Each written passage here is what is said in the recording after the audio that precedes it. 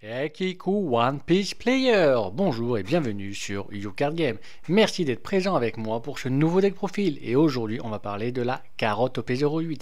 Carotte OP08 c'est un bon deck qui a déjà top dans les gros tournois avec difficulté, faut être honnête, faut vraiment bien réfléchir, bien connaître la metagame, mais c'est déjà arrivé. Elle peut vraiment bien top dans petits tournois et c'est un deck qui est parfait si on veut agacer ses adversaires au même titre que quand on joue Bonnie ou qu'on joue donc les Foxy Pirates.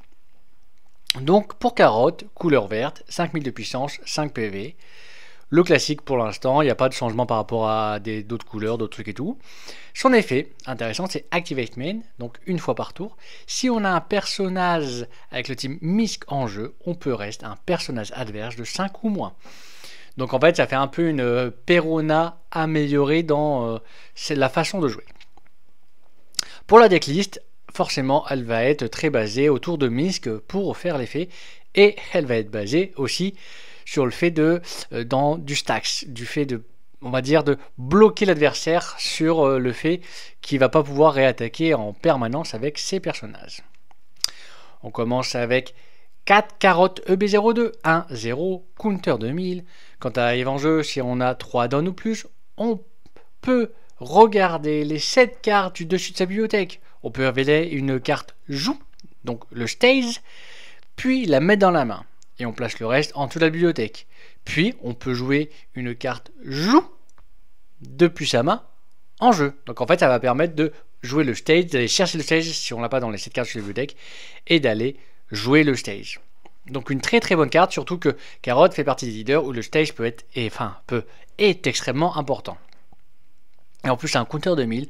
Donc, si on a déjà le stage en main, ce qui est vraiment pas mal, c'est que Carotte va vraiment permettre de se défendre quand même. On continue avec 4 carottes OP02, 5 5000, counter 2000. Donc, quasiment utilisé que pour le counter 2000. Mais avec un effet qui peut être sympatoche, c'est à la fin du tour, on ajoute un de nos dons et on prend un de nos dons reste et on le met actif. Donc, bon effet, mais il faut être honnête, cette carotte là, c'est vraiment que pour le counter 2000. On va jouer 2 Dofi au P04, 10 000. On play, on peut choisir jusqu'à 3 personnages et ou leaders adverses restent et ils ne pourront pas se rendre actifs pendant la next refresh phase de l'adversaire. C'est-à-dire qu'on peut choisir 3 personnages ou 2 personnages et le leader adverse qui ont attaqué ou fait un effet qui fait qu'ils sont restent et le tour d'après ils ne pourront pas se remettre actif, ce qui signifie on peut bloquer 2 personnages et un leader ou 3 gros personnages adverses et ça va vraiment l'embêter. Donc il va devoir carrément jouer sûrement sur donc 3 places actives sur le champ de bataille. Donc carte très très forte pour bloquer l'adversaire. On va également jouer 3 Bonnie au P07, 5 6000, counter 1000. Quand elle arrive en jeu, on peut choisir un perso adverse reste ou un don, attention, ou un don, et celui-ci ne pourra pas se rendre actif pendant la next refresh phase. C'est-à-dire qu'on peut bloquer un perso qui est attaqué et n'importe quel perso, même à 10-12 000, 10-13 000, et donc celui-ci ne pourra pas se rendre actif, donc ne pourra pas réattaquer ou refaire un effet s'il y a un effet. Et où ça peut être un don, ça peut être vraiment bien de, on va dire, bloquer un don quand on affronte une amie, ou parfois quand on affronte par exemple le Luffy Purple, ou les decks qui ont des Straw Purple. Donc très très bonne carte. On continue avec 4 Inuarashi au P08, 5 6000, counter 2000. On play, si notre leader a le type Misk, on peut choisir jusqu'à 2 persos adverses de 5 ou moins, et ils ne pourront pas se rendre actif pendant la prochaine refresh phase. Ça veut dire qu'en mid-game, on commence littéralement à bloquer les persos adverses. C'est très fatal, extrêmement fatal contre les decks agressifs qui ont vraiment que des persos de cost 5 ou 4. On continue avec 4 carottes au P08, 5 6000, counter 1000, on play ou quand à l'attaque, on peut choisir un perso reste adverse qui coûte 7 ou moins et il ne pourra pas se rendre actif pendant la prochaine refresh phase. Ça veut dire que pour l'adversaire, on va bloquer en plus de Inuarashi les 5, on va bloquer aussi les 7. Bloquer les 7, ça commence à quand même faire des gros bodies, commence à bloquer. Donc ça fait extrêmement de mal à l'adversaire. On continue avec 4 Conchelo au P08, 3 4000 counter 1000. Quand il attaque, on peut choisir un perso reste adverse de 4 ou moins et il ne pourra pas se rendre actif durant la prochaine next rephrase phase. Donc adverse. Ce qui est extrêmement fort avec cette carte là, c'est que donc tu vas bloquer les persos 4 ou moins, donc les decks aggro, donc les decks qui peuvent être Dofi, les Bello Betty, les Zoro. Tu vas vraiment bloquer beaucoup de cartes des decks agressifs, enfin surtout les Zoro animal. Mais ce qui est bien, c'est qu'il faut penser aussi à un deck actuellement méta, qui va sûrement l'être encore pendant des années, c'est le deck Barbe Noire. Barbe Noire, ces gros persos qui attaquent, ils ont un cost 4. Donc, tu bloques ces gros persos et tu dis, bon bah maintenant, va falloir que tu gères que avec tes 10, tes cost 10. En gros, alors c'est pas exactement ça, mais ça fait un peu ça, donc c'est vraiment pas mal. Et en plus c'est one attacking, donc ça veut dire que tu peux le faire en boucle contre Barbe Noire, et il bloque que les on-play. On continue avec 4 Pedro P08, 4 5000, counter 1000, bloqueur, et en KO on choisit un. Soit on reste un don adverse, soit on KO un perso adverse qui reste et qui coûte 6 ou moins. Donc déjà c'est un on KO. Donc c'est pas mal contre des decks comme Barbe Noire, hein, ce genre de carte. C'est un bloqueur, donc si tu bloques, tu fais l'effet. Et reste un don ou KO un perso 6 ou moins qui reste, c'est vraiment pas mal. Ça fait de bonnes choses et ça peut embêter énormément donc de leaders adverses, de decks différents. On continue avec 4 Milky OP08, 2-0, counter 2000, vraiment utilisé pour le counter 2000. Hein. J'ai jamais vu de carotte jouer l'effet, mais ça peut arriver. Hein. Mais Activate Main, on reste sur personnage, et si notre leader a le type Misk, on set un de nos dons reste active. Donc c'est sûr que si on combine avec le stage, ça peut faire 2 dons, mais bon. Faut compter, faut voir que celle-là, comparée à cette carotte-là, qui est vraiment, peut être réutilisée régulièrement pour le joue si on n'a pas le joue. Cette Milky là, comme cette carotte-là, c'est vraiment le counter de 1000, hein, c'est de la défense. On va jouer 4 Wanda au P08, 1 2000, counter 1000, le tierceur Misk. Donc on regarde les 5 cartes sur la bibliothèque, on révèle une carte qui est de type Misk autre que Wanda, on l'ajoute à nos mains, puis on place le reste en dessous de la bibliothèque dans n'importe quel ordre.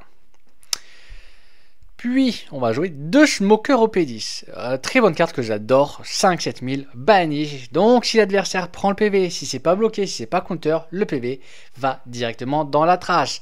Et en plus de ça, donc s'il y a des triggers, pas de trigger. Donc, et pas de ressources en main. Donc, très bonne carte. Et Activate Main, on peut set un de nos dons actifs. Par contre, si on fait ça, on ne pourra plus set de dons actifs par un effet de perso. Donc, par exemple, si on a joué Milky, il faut d'abord faire Milky avant de faire Smoker. Par contre, son effet, ça bloque avec les persos. Donc, les dons qui se rendent actifs avec le stage fonctionnent. On va jouer 4 Sanks ST16, 9 11000 au counter on play. On peut KO un perso qui est reste, peu importe son coût. Donc, très bonne carte pour gérer les gros bodies. Avec les autres cartes, la plupart, on va jouer les bodies début de game, mid game. Et grâce à Sanks, on va aussi gérer les bodies late game. Grâce à Sanks et grâce aussi au Dofi 10. Donc très bonne carte. Alors en one-off, une Electrical Luna. Parce qu'on peut aller le chercher avec Wanda. Mais c'est une carte qui va vraiment servir dans certaines situations. Qui peut nous sauver le cul dans certaines situations. C'est pour ça que j'adore l'avoir en one-off. Donc Electrical Luna, c'est main. On choisit tous les personnages adverses qui coûtent 7 ou moins ne pourront pas se rendre actifs pendant la prochaine next rephrase. Donc face à des decks qui sont bien agressés, ça va vraiment permettre de tempo pendant un tour et à la fin de ce tour de te remettre bien. Puis on va jouer 2 Garchou. Alors Garchou, c'est une carte que par exemple les Barbes Noires détestent parce que Barbe Noire, ça joue des petits 10 bloqueurs et cette carte là dit ton bloqueur à 10 je m'en fous. Donc Garchou pour 1 en main, on peut rester un de nos persos au Misk. Donc par exemple si on a carotte, celle-là on peut jouer cette carotte là ou ce Wanda, on s'en fout. Hein. On le reste et on reste un perso adverse. et peu importe le coup. Donc c'est très très bon quand l'adversaire commence à mettre des gros bloqueurs. En plus il y a un bon trigger qui est intéressant, c'est draw une carte. Et une carte très importante dans le deck, c'est joue animal, activate main, on peut reste stage, puis si notre leader est type mix, on set un de nos dons actifs. Puis à la fin du tour, on set un de nos mix type caractère actif. Ça veut dire que par exemple pour Pedro, il peut attaquer et en plus il va pouvoir bloquer. Par exemple. Mais ça veut dire également qu'on peut protéger nos persos comme Corslow, on peut protéger nos persos comme Carotte, etc. etc. Donc très très très très bon stage. Donc pour Carotte, c'est un deck qui peut se défendre très très bien, que ce soit Go First ou Go Second. Donc clairement, les deux sont assez bons.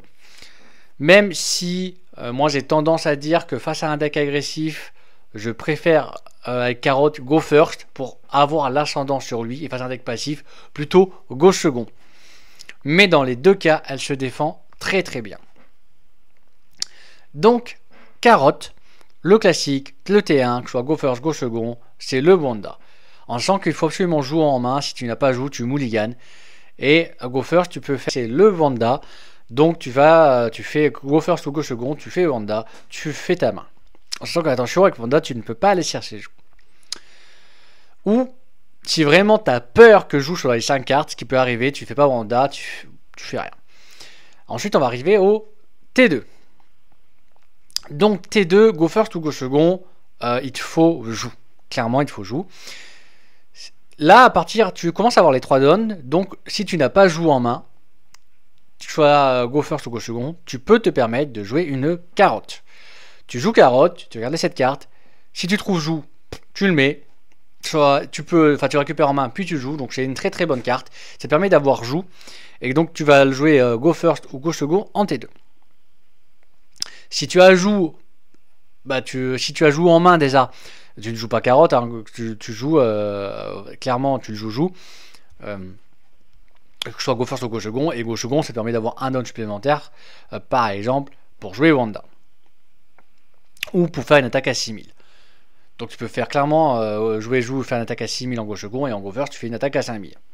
Mais tu as la première attaque, donc tu as l'ascendant sur l'agression. Ça, c'est le classique, il faut absolument faire ça. Ensuite, on va passer au T3. Donc le T3, c'est 5 ou 6 tonnes. 5 ou 6 tonnes, ça va dépendre de ce que tu affrontes. Si tu affrontes un deck un peu plus passif, tu peux te permettre de jouer Smoker. Clairement, tu peux te permettre de jouer Smoker, c'est très très bon. Vous avez vu, je ne joue pas Tashigi Counter 2000 dedans. Ça peut se remplacer, mais on va dire que c'est quand même compliqué de devoir la placer. Surtout que Carotte, c'est un perso qui va vraiment reste est bloqué. Il te faut absolument des misques, mais tu peux jouer. Donc là, si tu es contre un deck passif, tu peux te permettre de jouer Smoker tranquillement.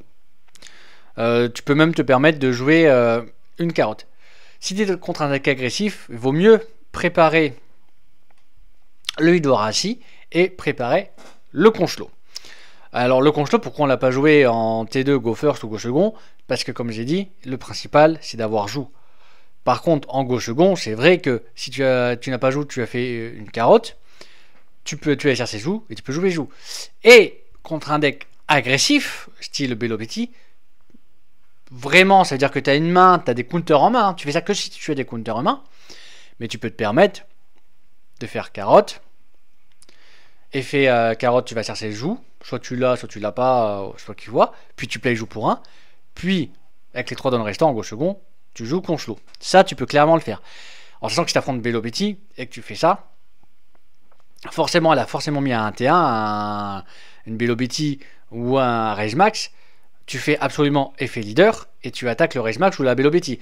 Déjà que contre les decks agressifs, même par exemple contre Zoro, dès que tu as un deck agressif, si tu as joué un petit Carotte, tu restes le perso adverse, là, clairement, et tu l'attaques pour éviter d'avoir une grosse agression le tour d'après. N'oublie jamais ça face au deck agressif. Ensuite, donc les 5 et 6 dons. Donc après, tu peux jouer Inorasi. Alors, en sachant que si tu as déjà une Carotte, donc tu peux faire l'effet et commencer à bloquer les persos adverses. Hein. Tu n'hésites pas vraiment à bloquer les persos adverses. Tu commences. Il faut dès le début bloquer les persos adverses. Ensuite, on va passer au T4. Donc le T4, c'est 7 ou 8 dons. les 7 ou 8 donnes, et là, tu recommences, c'est pareil. À ce moment-là, soit tu as un deck un peu passif, et si tu n'as pas joué Smoker tout avant, tu peux quand même le jouer à ce moment-là. Soit tu es un deck agressif, et donc tu continues.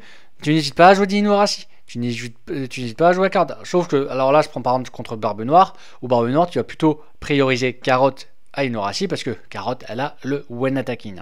Je précise, bien évidemment. Et tu n'hésites pas également à jouer Pedro. Donc là, à ce moment-là, tu peux commencer à jouer un Pedro et commencer à faire des attaques. En sachant que si tu as des persos adverses, Carotte, c'est un deck qui va vraiment gérer, faire en sorte que le board adverse ne puisse pas attaquer ou réattaquer. Donc tu n'hésites pas à reste le perso adverse, puis à jouer ton Misk pour pouvoir le bloquer. Pas juste l'attaquer. Franchement, tu attaques le leader. Avec Carotte, en fait, tu peux largement te permettre de juste dire j'attaque leader, voilà, je fais perso, je reste le perso 5 ou moins, puis après je le bloque avec un Inuarashi, avec une Carotte. Ou alors, si c'est un petit perso 4 ou moins avec un Cancelo, j'ai attaqué avec. Tu n'hésites pas à faire ça. En sachant que c'est pas grave si tu bloques qu'un 5 ou moins avec Carotte, parce que le tour d'après, s'il pose un 7 et qu'il attaque avec le 7, tu vas pouvoir le bloquer. Par exemple, t'affrontes Purple, t'affrontes un Sandy Rush. Exemple tout con. Donc tu n'hésites vraiment pas. Et ensuite, on va passer au 9 ou 10 donnes. Le 9 ou 10 donnes, en général, si tu es à 9 donnes, c'est rare que l'adversaire va avoir un gros body.